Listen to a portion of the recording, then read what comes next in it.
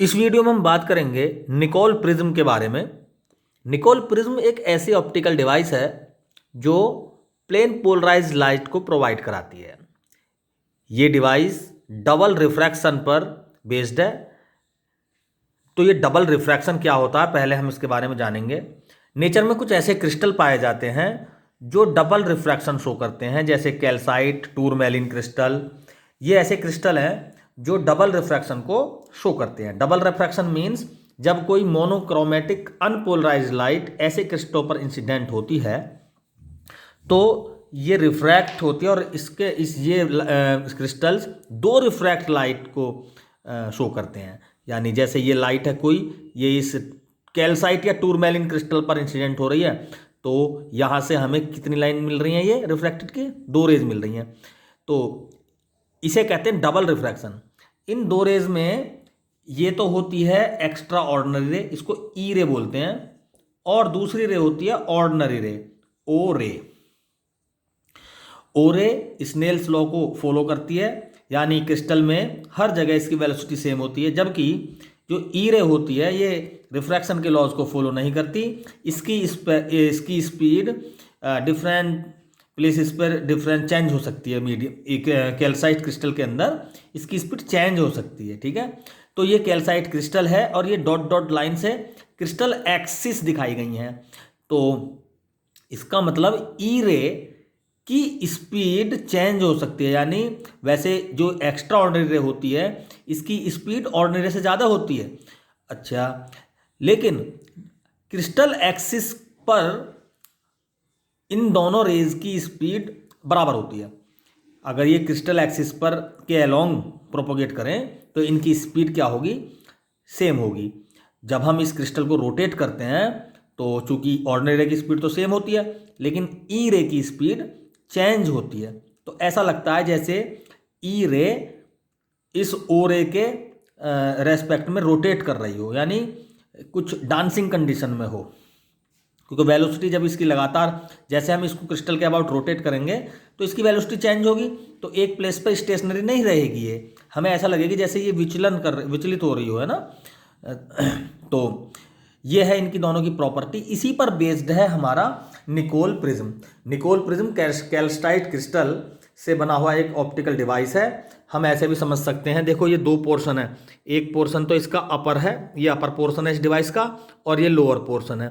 तो ये calcite crystal से बना हुआ प्रिज्म मान सकते हैं, थ्री डायमेंशनली। ये अगर हम इसको इकट्ठा देखें तो ये एक क्यूबॉइड समझ सकते हो इसको, है ना। ये एक क्यूबॉइड शेप है जिसको बीच में से काट दिया गया है, और दोनों दो पोर्शन बन गए। अब जब हम इसको ऐसे बीच में से काट देंगे तो इसके दो पोर्शन बन जाएंगे। ये इन दोनों पोर्शंस को एक स्पेशल मटेरियल कनाडा बाल्सम, जिसका नाम है, उससे जॉइंट कर दिया गया है। कनाडा बाल्सम एक सब्सटेंस है, सीमेंट समझो इसको एक। इसका रिफ्रैक्टिव इंडेक्स 1.5 के आसपास होता है। तो ये करता क्या है, ये इसमें मेन काम करता है इस डिवाइस में। इस डिवाइस की जो लेंथ है वो जो ब्रेथ से 3 गुना ज़्यादा होती है, जिसमें एक साइड का एंगल 108 और उसका एडजेंट एंगल 72 डिग्री होता है, जो इसमें दिखाया जा रहा है।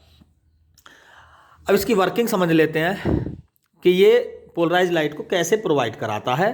देखो, जब इस पर कोई अनपोलराइज्ड मोनोक्रोमेटिक लाइट इंसिडेंट होती है तो यहाँ से डबल रिफ्रैक्शन शो करेगा। ये कंपोनेंट्स हैं जो प्लेन के परपेंडिकुलर हैं, ये डॉट कंपोनेंट्स क्रिस्टल एक्सिस के पैरेलल हैं, और एरो कंपोनेंट पोलराइज लाइट के ये प्लेन के पैरेलल हैं और क्रिस्टल एक्सिस के परपेंडिकुलर कंपोनेंट्स हैं। तो ये दो रेज में रिजोल्व हो चुकी है हमारी अनपोलराइज्ड लाइट। जैसे ही ये इस लेयर से, कनाडा बाल्सम की जो लेयर है, क्योंकि दोनों पोर्शन तो ये कनाडा बाल्सम से चिपके हुए हैं, जैसे ही ये यहाँ टकराती है तो देखो इस ये जो ऑर्डिनरी रे है, ये तो ओ रे है ना, और ये ई रे है। तो ओ रे टोटल इंटरनल रिफ्लेक्ट हो जाती है। क्यों? क्योंकि देखो इसका इंसिडेंट एंगल बहुत ज़्यादा है, यहाँ पर इतना इसका नहीं है। ई रे का इतना इंसिडेंट एंगल नहीं है, इसका इंसिडेंट एंगल कम है। इसका इंसिडेंट, चूंकि जो ओ रे है इसका रिफ्रैक्टिव इंडेक्स है 1.6, इसका रिफ्रैक्टिव इंडेक्स भी ज़्यादा है और इंसिडेंट एंगल भी ज़्यादा है, तो इसको टोटल इंटरनल रिफ्लेक्शन का फिनोमेना इस पर अप्लाई हो जाता है क्योंकि कोई लाइट रे इंटरनली रिफ्लेक्ट कब होगी, जब वो एक तो डेंसर से रेयर मीडियम में जाए और दूसरा उसका इंसिडेंट एंगल क्रिटिकल एंगल से ज़्यादा हो जाए। यानी इसका मतलब यह है इंसिडेंट एंगल को कुछ ज़्यादा ही होना होता है, किससे, क्रिटिकल एंगल से। तो यहाँ इंसिडेंट एंगल की वैल्यू काफ़ी ज़्यादा हो जाती है और ये क्रिटिकल एंगल से ज़्यादा हो जाती है। और यहाँ पर जो कैल्साइट क्रिस्टल है ये डेंसर मीडियम का काम करता है और ये जो कनाडा बाल्सम है ये रेयर मीडियम का काम करता है, क्योंकि इसका रिफ्रैक्टिव इंडेक्स 1.5 कम है, जबकि ये इस रे के ओ रे के लिए इसका रिफ्रैक्टिव इंडेक्स है 1.6, ओ रे का 1.6, ई रे का के लिए 1.4 और कनाडा बाल्सम का रिफ्रैक्टिव इंडेक्स 1.5।